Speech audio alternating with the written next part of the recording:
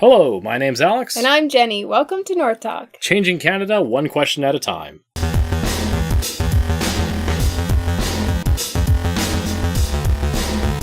Oh, Canada.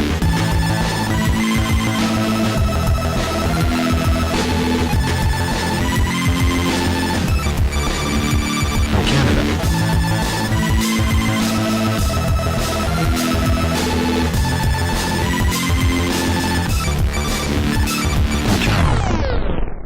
In this episode, we discuss everyone's worst fear, taxes. As always, we have a variety of questions, so let's get started with, what are taxes? Taxes are defined as a compulsory contribution to state revenue levied by the government on workers' income and business profits, or added to the cost of some goods, services, and transactions. Although the concept of taxes themselves are inherently easy to understand, they unfortunately tend to evolve into massive tax codes that are extremely difficult to decipher. For example, in 1917, the initial Canadian Income Tax Code was 11 pages. It currently is over 3,206 pages and over 1 million words long. So now that we understand what taxes are, what are taxes used for? Taxes are ways that municipal, provincial, and federal governments attain revenue to operate and fund projects and initiatives, such as universal accessibility to healthcare and public infrastructure like roads. It's also how governments pay for their salaries and institutions. So how much tax are Canadians paying? We pay a large variety of taxes in Canada.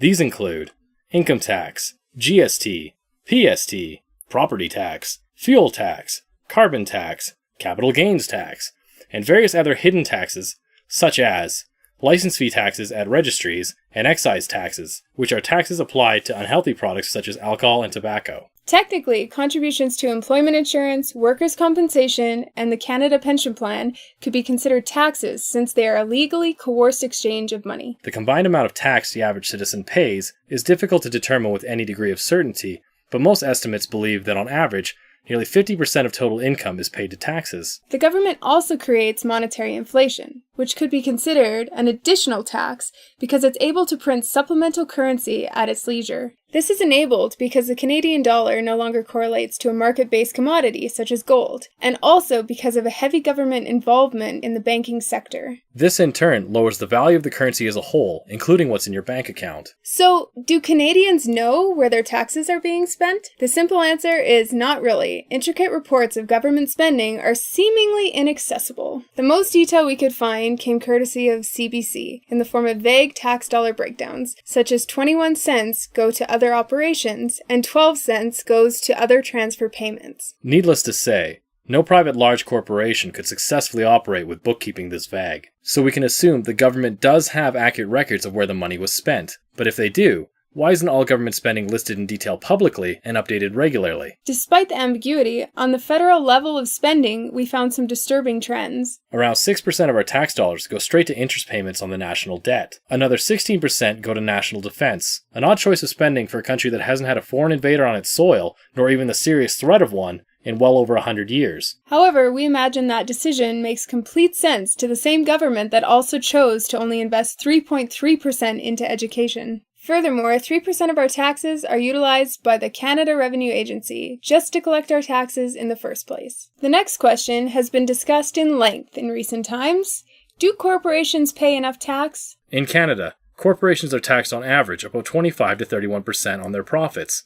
Although this is a substantial amount of tax and should result in a sizable amount of revenue for our governments, there is a problem. Many large companies are not paying this much tax. The reason for this is because in many countries, including Canada, a legal right exists that allows any person or company to structure their taxes in whatever way results in the least taxation. As you can imagine, with the resources of a large multinational corporation and 3,206 pages of income tax jargon for lawyers and accountants to comb through, many loopholes are exploited. The result is a completely legal, though morally dishonest tax return that results in a very low taxation. When corporations don't pay their fair share of taxes, it shifts a large part of the tax burden onto Canadian citizens, which in turn lowers the standard of living. Now that we've had a brief overview of taxes, what's the North Talk solution? We believe that the best approach to government taxation involves a combination of direct democracy and Darwinism. There needs to be a way to have more public input into how our taxes are spent. We also need a system that continuously adapts to reflect the will of the people. To achieve this, we recommend changing to a direct democracy system,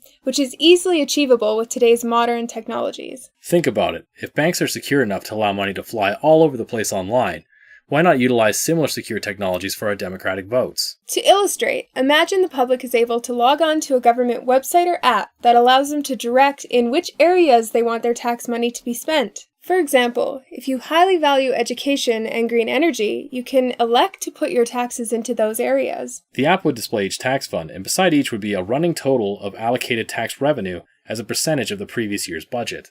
This would avoid unintentional overfunding, as people that log in will know how much money is already allocated to certain tax funds before casting their vote. Additionally, the public would vote for an increase or decrease of the overall tax rate. When the public perceive a lack of public services, they will vote to increase their taxes. When the public perceives an unnecessary spending on public services, they will vote to decrease their taxes. The tax rate would adjust minorly, something like 1% a year, to avoid massive budgetary issues. This solution could be implemented across municipal, provincial, and federal levels. We also propose a flat income tax rate for the sake of equality. To start, we would implement a 10% provincial tax and a 20% federal tax, with the removal of all GST, PST, and all hidden taxes, with the potential exception of excise taxes that reflect the public interest. Citizens could vote on which products they want excise taxes to apply to, if any. They would then vote for what they want the revenue from those excise taxes to in turn subsidize. For example, an excise tax of fast food could be used to subsidize the cost of groceries or healthcare, and an excise tax on fossil fuels could go into reducing the cost of green energy products, whatever the public deems appropriate. On top of implementing more direct democracy, other common sense changes for government would be put into place. For example, it would become illegal to enact a deficit budget. Government budgets going forward would be mandated to set aside 5% for payment of provincial debts, national debts, emergencies, and eventually, when the savings become substantial enough, lending to other nations at interest to generate additional government revenue and potentially facilitate the further lowering of taxes. Going forward, referendums would be required for any government bailouts. Canadian citizens paid for the bailouts of Air Canada, GM, and Chrysler with tax revenue. These bailouts were awarded with virtually no consultation of Canadian citizens. In addition, to curb political greed, politicians' salaries, which are paid for by taxpayers, would be indexed to the average Canadian wage. As a result, more people would get involved in politics for noble reasons, as opposed to lucrative ones. Thanks for watching this episode of North Talk. Please subscribe to our channel. If you have any questions, comments, or ideas, feel free to send us an email at talk@northtalk.ca.